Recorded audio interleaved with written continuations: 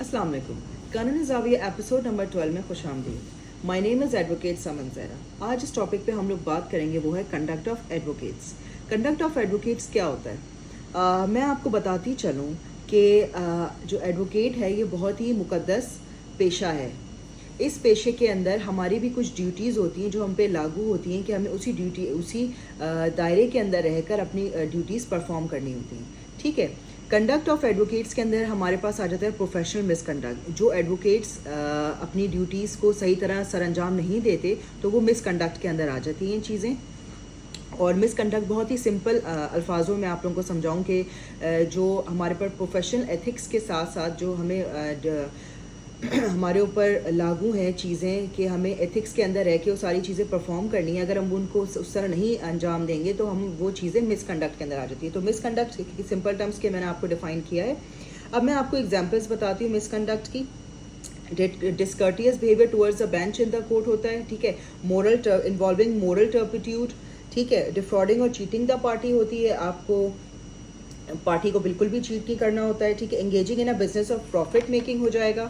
And giving improper advice and wrong advice. ठीक है। आप लोगों को आप एडवोकेट्स को इम्प्रॉपर एंड रॉन्ग एडवाइस अपने क्लाइंट्स को नहीं देनी चाहिए।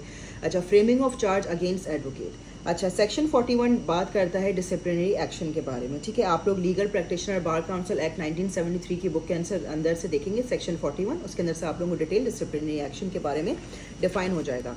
जहाँ तक मैंने आपको मिसकंडक्ट के बारे में बताया, उसकी एग्जांपल्स बताया। अब मैं आपको बताती चलूँ duties of advocate towards client.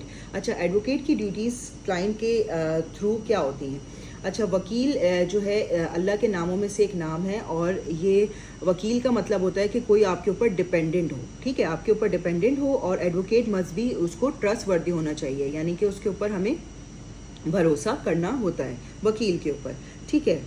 अच्छा। Duty of advocates towards client के अंदर क्या आएगा? Duty to keep things secret, demanding unreasonable fees, lawyer should advise his client properly and fairly, preparation, presence in the court और ensure that justice is to be done. ठीक है।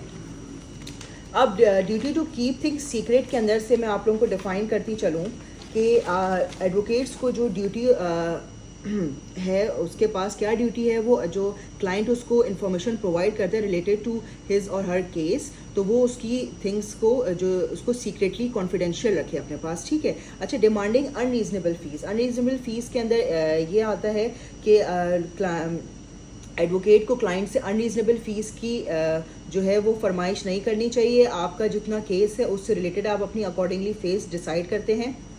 और lawyer should advise his client properly and Fairlie. Lawyer को advocate जो कहलाते हैं उनको हम लॉयर्स भी कहते हैं। ठीक है। उनको अपने क्लाइंट को फेयरली एंड जस्टिफली अपने एडवाइस करनी चाहिए हर तरह के मामले में। ठीक है। प्रिपरेशन। लॉयर को जो एडवोकेट को जो केस है वो अपना केस कोर्ट के अंदर बिफोर प्रिपेयर करके आना चाहिए। और कोई भी अच्छा लॉयर जो है अगर लीगल पॉइंट्स के ऊपर प्रिपेयर नहीं करेगा तो वो भी फेयरली जस्टिस नहीं करवा सकेगा। लीगल पॉइंट्स उसको बहुत अच्छे से प्रिपेयर करने आने चाहिए। Presence in the court. Lawyer must ensure his presence at the time of hearing. Time schedule must not contradict with the other dates, यानी कि जो उनके अदर डेट्स के ऊपर केसेस होते हैं वो उनसे कॉन्ट्रडिक्ट नहीं करने चाहिए। ठीक है। अब मैं आपको बताऊंगी duty of advocates toward other advocates. ठीक है। Duty of advocates towards other advocates क्या होती हैं? Advocates are always colleagues of each other होते हैं। ठीक है। Even when they contest from opposite side they are members of the same bar. One should not treat other as enemy और both advocates are in proceeding representatives of their other parties. अच्छा। Harsh attitude और clash और shouting always जो है वो advocates के status के ऊपर, उनकी पर्सनैलिटी के ऊपर बहुत बुरा असरअंदाज करता है। Now I will tell you about duties of advocate with regard to court. With regard to court advocates की क्या ड्यूटीज़ होती हैं कि उनको कोर्ट के अंदर जब वो अपनी केस को परफॉर्म कर रहे होते हैं और क्लाइंट से केस लेने के बाद जब वो उनका वक्त आता है कि वो कोर्ट के अंदर उस केस को प्रोसीड करें तो उसके बाद उनकी क्या ड्यूटीज़ होती हैं। ठीक है। Examination in chief. He should ask plain question as examination in chief. जब उनका एग्जामिनेशन इन चीफ हो तो उनको बिल्कुल सीधे साधे सिंपल सवाल करने चाहिए। ठीक है। Fair questions in cross examinations के अंदर करने चाहिए। To find truth lawyer has to put clear question despite insulting questions, कोई भी ऐसा क्वेश्चन आपको नहीं करना है कि जो भी सामने वाली अदर पार्टी का इंसल्ट हो। कोई भी ऐसा एक, मैं उसको आसान अपने अल्फाज में कहूँ, एक बदतमीज़ सा सवाल आपने किसी भी क्लाइंट से अपोजिट पार्टी के नहीं करना कि जो उनकी पर्सनालिटी के ऊपर अफेक्ट करे। ठीक है, रेलेवेंट क्वेश्चंस करना है आपने एग्जामिनेशन के अंदर, कोई भी स्ट्रिक्ट, बिल्कुल रेलेवेंट क्वेश्चंस के अंदर आपने स्ट्रिक्ट रहना है, इररेलेवेंट क्वेश्चंस बिल्कुल भी नहीं करने। ठीक है, and avoid to speak truth. It is utmost duty of an advocate to not mislead the court and cause miscarriage of justice by hiding the truth. Timing. An advocate is desirous to reach the court in time so that the time of court is not wasted.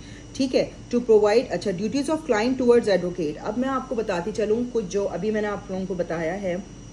Advocate duty towards other advocates, advocates duty towards client, and अब मैं आपको बताऊंगी client duty towards advocate, क्योंकि जैसे जब दोनों duties मैंने आपको डिफाइन की हैं, तो अब कुछ क्लाइंट की भी ड्यूटीज़ होती है, वो एडवोकेट्स के सिलसिले में क्या होती हैं। ठीक है, क्लाइंट्स जब किसी एडवोकेट के पास जाता है तो उसको भी कुछ चीज़ें अपने दिमाग के अंदर रखनी होती हैं कि हम एडवोकेट्स के इसी दायरे के अंदर कुछ सवालात या कुछ बात कर